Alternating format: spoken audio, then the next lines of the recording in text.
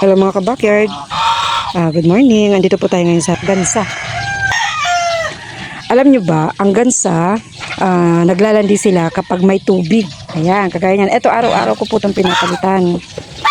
Pero talagang madumi sila dahil maputik. Kaya araw-araw din yung nagdudumi dahil maputik. Tapos po, panatilihin nyo po silang laging busog para mangingitlog po sila. Ito po, after po nilang kumain, nagsiswimming sila dyan. Dyan sila gumagawa ng kababalag. Ay, ang ingay naman ni Kaber. Ingay-ingay Tapos po, ngayon, naalisin ko na yan, tubig na yan kasi baka maglimlim na siya. Nakaano na po siya naka-anim na itlog. Ayun lang po yung naka-anim na po siyang itlog. Kasi nung una po, 6 lang, naglimlim na siya. Ngayon, kailangan kong tanggalin yung tubig kasi baka mabasa yung pag bulumubog na naman siya dyan, pwedeng mabasa yung itlog. Dapat po hindi mababasa. Dapat safe po yung itlog nila. Kagaya niya, no?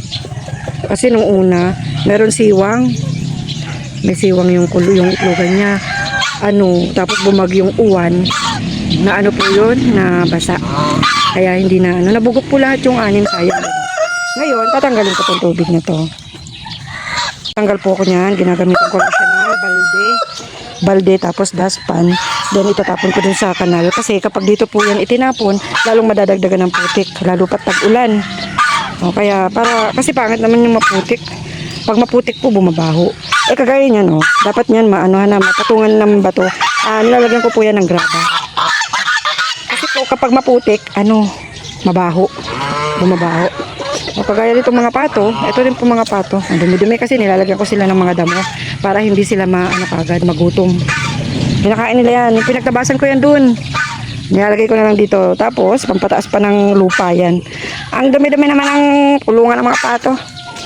Ayan. Ang pinatuka ko ngayon, palay lang. Kasi hindi pa ako nakapag-prepare ng nila. Agahan, mamaya ko sila papatukain ng mga dahon-dahon. Kaya ito muna po ang asikasuhin ko. Tatanggalan ko na to ng tubig para hindi na siya makapag-swimming. Mauupo na siya dun sa kanyang pugad. Nandun po, ayun yung pugad nila. Pugad niya. Malayo. Nandun sa dulo. Ayan, para safe po siya sa tubig. Pag umulan.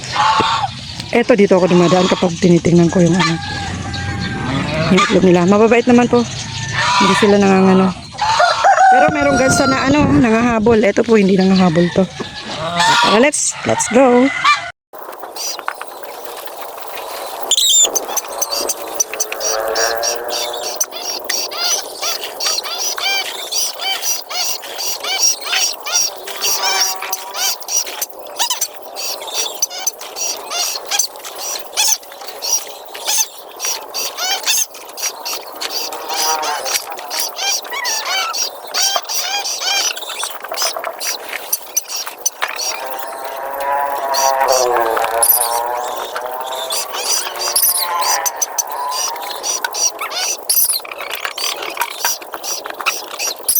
Ayan, inalis ko na po. Ngayon, kailangan ko itong lagyan ulit ng graba para hindi po kasi puro ipot yan. Alam niyo na, nag-iipot naman talaga ang mga gansa. Kailangan tuyo lagi. Ayan. Normal lang naman po yan na nagdudumi yung tubig nila kasi nga tuka ang gamit nila. Dyan minsan din siya, may tinutuka-tuka Normal lang po yan. Baka meron po mga basher dyan na madumi yung pinapainom kong tubig. Nagdumi lang po yan. Araw-araw yan bago. Yan. Ngayon, inalis ko na yung swimming pool niya kasi mag-aano na po yan. Uupo na yan dun sa kanyang pugad. And then, kailangan ko itong patuyuin para hindi mabasa yung itlog. Ayan lang guys. Salamat po sa panonood. Please subscribe my channel. Thanks for watching everyone. See you on my next vlog. Bye-bye. God bless.